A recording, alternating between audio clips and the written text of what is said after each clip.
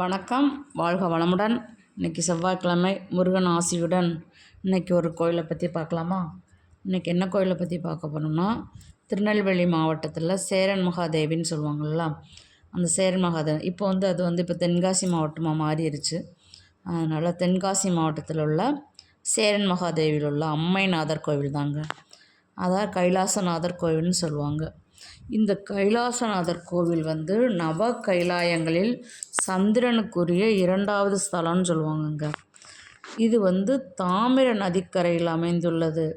தாமிர நதிக்கரையில் தாங்க இருந்தது. இந்த கோயில் கிபி 1012 1040 சோழர் காலத்தில் ரோமச முனிவரால் சிவபெருமான் வழிபடப்பட்ட பெருமைக்கு வாய்ந்த கோவில் இந்த கோயில் தாங்க.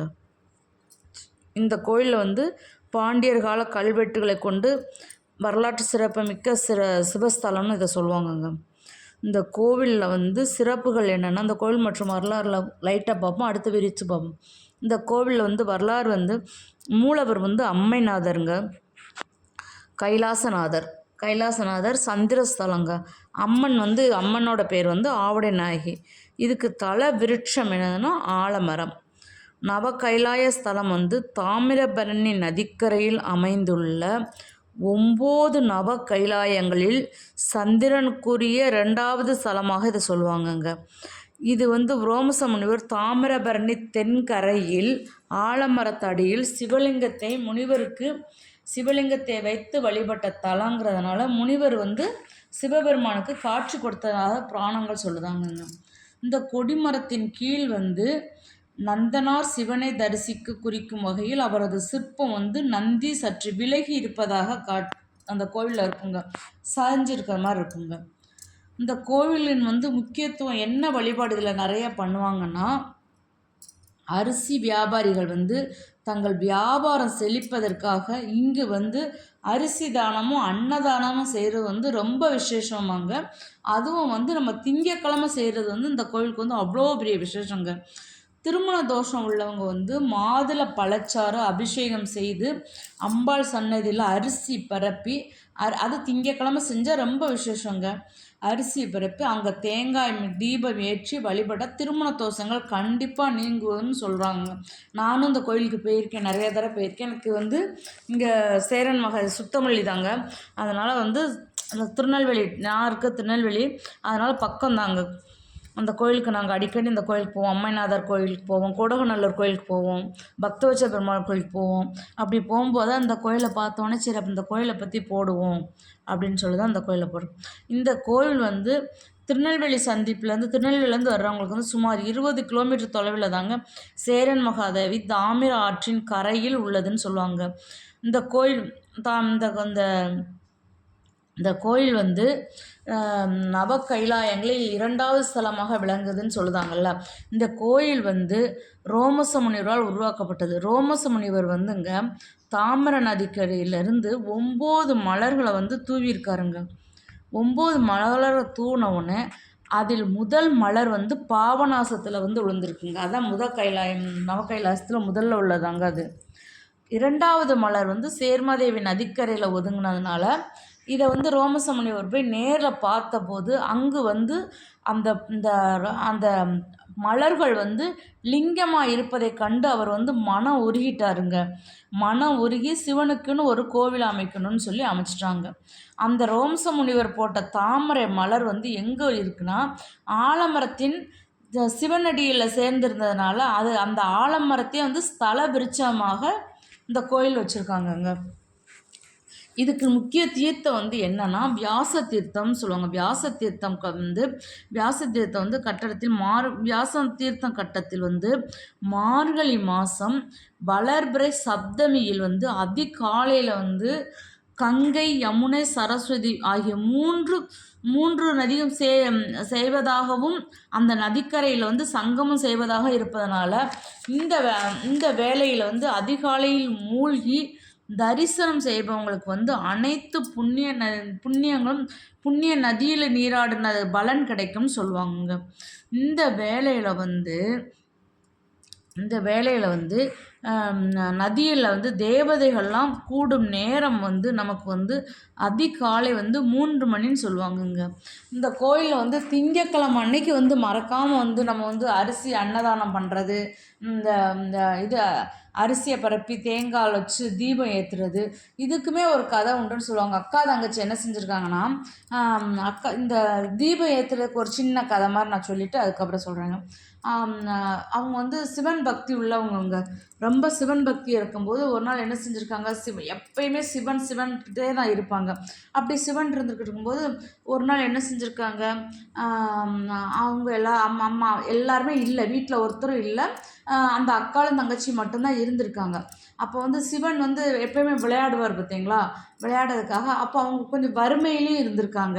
அங்கே வந்து ரொம்ப கஷ்டமாக இருந்திருக்கு, ஒன்றும் சமைக்கிறது கூட ஒன்றும் இல்லாமல் இருந்திருக்கு. அந்த டயத்தில் வந்து சிவன் வந்து முனிவர் வேஷம் போட்டு போய் அங்கே போய் இருந்திருக்கு. அங்கே வந்து வீட்டில் யார் இருக்கா அப்படின்னு சொல்லி கேட்டிருக்காங்க. உடனே வந்து இந்த பிள்ளைங்க வந்து அக்காளும் தங்கச்சி தான். அந்த கோயில் வந்து அந்த சாமி யார் நீங்கன்னு இருக்காங்க. அம்மா எனக்கு பசிக்குது, எனக்கு பசிக்கிற இடத்துல நீங்கள் வந்து எனக்கு ஏதாவது ஒன்று செஞ்சு தர முடியுமான்னு இருக்காங்க. அப்போ அந்த அக்காளும் தங்கச்சி சொல்லியிருக்காங்க, நாங்களே கஷ்டப்பட்டுக்கிட்டு இருக்கோமே, எங்கிட்ட ஒன்றுமே இல்லையே, சாப்பிட்றதுக்கு எதுவுமே பசின்னு வந்தவங்களுக்கு இல்லைன்னு சொல்லலாமாம்மா, என்னம்மா செய்ய போகிறீங்க அப்படின்னு கேட்டிருக்காங்க. உடனே என்ன செய்யலாம் அப்படின்னு சொல்லிட்டு, சரி இருங்க ஒரு நிமிஷம் அப்படின்னு சொல்லிட்டு என்னவா பண்ணணும்னு சொல்லி எல்லாம் போட்டு நம்ம சுவாமிக்கு எல்லாத்தையும் செய்யணும்னு சொல்லி பச்சரிசி இருக்குது பார்த்தீங்களா, பச்சரிசியை இடித்து பச்சரிசி நல்லா உரலில் போட்டு இடிச்சிருக்கா. உரலில் போட்டு இடித்து கொலக்கட்டை மாவிளக்கெல்லாம் செய்யணும்னு சொல்லி சாப்பாடும் செஞ்சு அதுவும் செஞ்சுருக்கா. அந்நியாரும் அவங்க வீட்டிலேருந்து கரண்ட் இல்லைன்னொடனே அவர் சொல்லியிருக்காரு, ஏம்மா இந்த இருட்டில் போய் யாராவது சாப்பிடுவாங்களா, இந்த இருட்டில் போய் நம்ம சாப்பிட்லாமா, என்ன நீங்கள் இப்படி இருட்டில் வச்சு சாப்பிட்டா தர்தினியம்ல அப்படின்னோடனே இவன் என்ன செஞ்சுருக்கா, உடனே தேங்காய் இருக்குல்ல, ஒரு தேங்காவை உடச்சி அதில் வந்து எண்ணெய் ஊற்றி திரியில்னா தலையில் இருக்கிற முடி அதை திரித்து தீபமாக போட்டு விளக்கேற்றிட்டு எப்படியாவது இவங்க சாப்பிடணும் அப்படின்னு சொல்லி சிறைவனுக்கு அன்னதானம் கொடுக்கணும்னு சொல்லி தீபத்தை ஏற்றிருக்காங்க. ஒரு திரியை போட்டு அந்த தீபத்தை ஏற்றிருக்காங்க. இந்த தேங்காயில் வந்து எண்ணெய் ஊற்றி இந்த தீபத்தை ஏற்றி அந்த சாப்பிட்டோன்னே அவருக்கு வந்து சிவபெருமான் வந்து அவளோட பக்தியை புரிஞ்சு சக்தி நம்ம பக்தினால் வந்து எதுலனாலும் தீபம் ஏற்ற முடியுங்கிற ஒரு நம்பிக்கையில் வந்து தேங்காவை உடைச்சி தேங்காயில் வச்சு தீபத்தை வச்சு நமக்கு வெளிச்சத்தை காட்டிட்டா. அப்படியாப்பட்ட இவங்க வீடு வந்து எப்பவுமே வெளிச்சமாக இருக்கணும், பிரகாசமாக இருக்கணும், சந்தோஷமாக இருக்கணும், சகல செல்வமும் கூடி இருக்கணும் அப்படின்னு சொல்லி அவர் வந்து ஆசி வழங்கிட்டு போயிட்டாருங்க. அன்னையிலேருந்து அவங்க வீடு வந்து சகல செல்வங்களுடன் இருக்குது. இந்த அக்கா தங்கச்சி கோயிலும் வந்து அங்கே வந்து நெல் குத்துன மாதிரி போட்டிருப்பாங்க அங்கே. அதனால தான் யாருக்கும் எதுவும் ஒரு கஷ்டம்னு வந்தால் நம்ம வந்து அந்த கோவிலில் போய் திங்கட்கிழமை அன்னைக்கு தேங்காய் அரிசி அது மெயினாக பச்சரிசி தான் தானம் கொடுப்பாங்க. பச்சரிசி கொடுத்து நம்ம வந்து தொழில் விருத்தி ஆகணும். இப்போ இந்த தேங்காயில் தீபம் போட்டு எல்லாம் செஞ்சால் தொழில் விருத்தி கண்டிப்பாக இருக்கும்னு சொல்லுவாங்கங்க. இதுதான் இதோட கதை. இதில் வந்து ஒரு தூண்லேயும் வந்து ரோமச முனிவர் வந்து சிற்பம் பொறிக்கப்பட்டிருக்குங்க. ரோமச முனிவரோட சிற்பம் பொறிக்கும். தெற்கு நோக்கி 2 பெண்கள் வந்து இப்போ நான் கதை சொன்னோம்ல, அவங்களோட பெண்கள் வந்து உலக்கையில் நெல் குத்துற மாதிரி காட்சி இருக்குங்க. அப்புறம் வந்து முறம் கையில் இருக்க மாதிரியும் இருக்கும். அரிசியை புடைச்சி தானே அவங்க சமைப்பாங்க, அந்த அரிசி காட்சி போல் இருக்குங்க. இங்கே இருக்கும் கோயில் வந்து இங்கே சிவபெருமான் வந்து கைலாயத்து ஆழ்வார்னு சொல்லுவாங்க, கைலாய உடையார் என்றும் சொல்லுவாங்க. இந்த கோயில் வந்துங்க, இந்த கோயில் வந்து ஆற்றங்கரையில் வந்து ரண விமோசன பாறைன்னு ஒரு பாறை இருக்குங்க. இந்த பாறை வந்து கோவிலுக்கும் வியாச தீர்த்தத்துக்கும் இடையில தாங்க இருக்குது. இந்த பாறையின் நடுவில் வந்து தாமிரபரணி நதியில் 41 மூழ்கி எழுந்து இறைவனை வழிபட்டால் வந்துங்க ஒரு மனிதனுக்கு தீராத உடல் வியாதி நோய் எல்லாமே நீங்குங்கிறது ஒரு ஐதீகம், நம்பிக்கையாகவுமே அதை வந்து செய்கிறாங்க.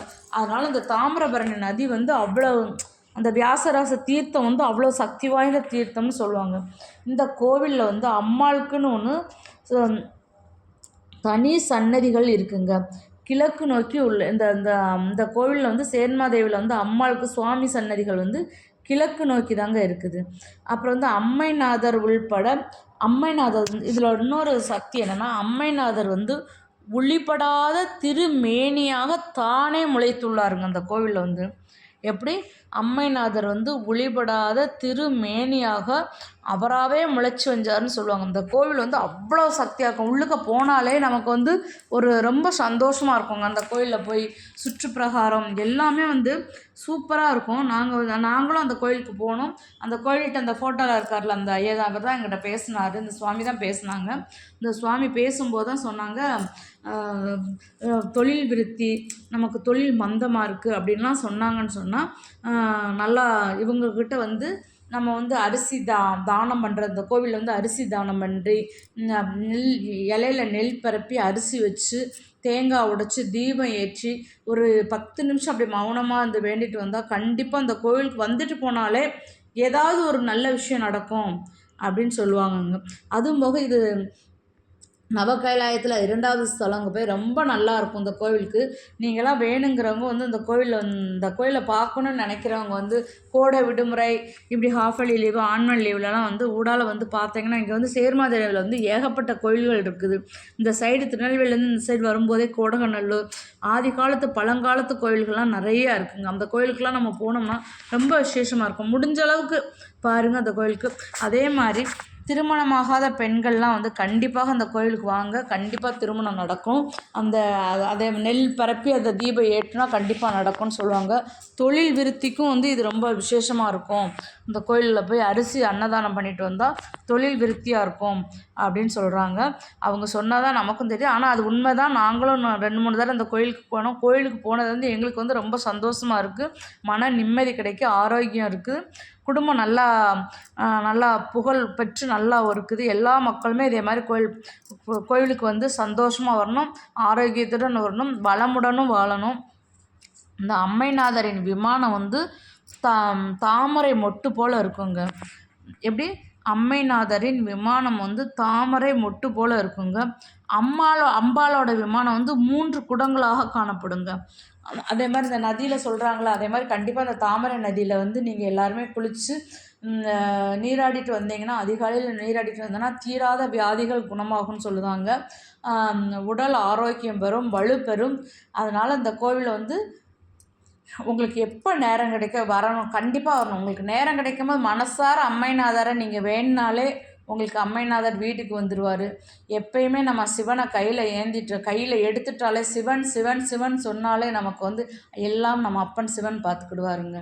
அதனால் வந்து எப்பயுமே நல்லதையே நினைப்போம், நல்ல எண்ணங்களுடன் இருப்போம். ஃபஸ்ட்டு கருணை உள்ளத்துடன் இருப்போம், இரக்கத்துடன் இருக்கணும். அதுதான் அது எவ்வளோ சாமி கும்பிட்டாலும் எவ்வளோ கோவில்களுக்காக போனாலும் ஃபஸ்ட்டு வந்து நமக்கு வந்து நல்ல மனசு இருக்கணும். சுத்தமான மனசு இருந்தால் தான் எல்லாத்துலேயும் செயல்படும். நீங்களும் வந்து ஒரு நாள் வழிபட்டு ஆரோக்கியமாக செல்லுங்க. வளமுடன்.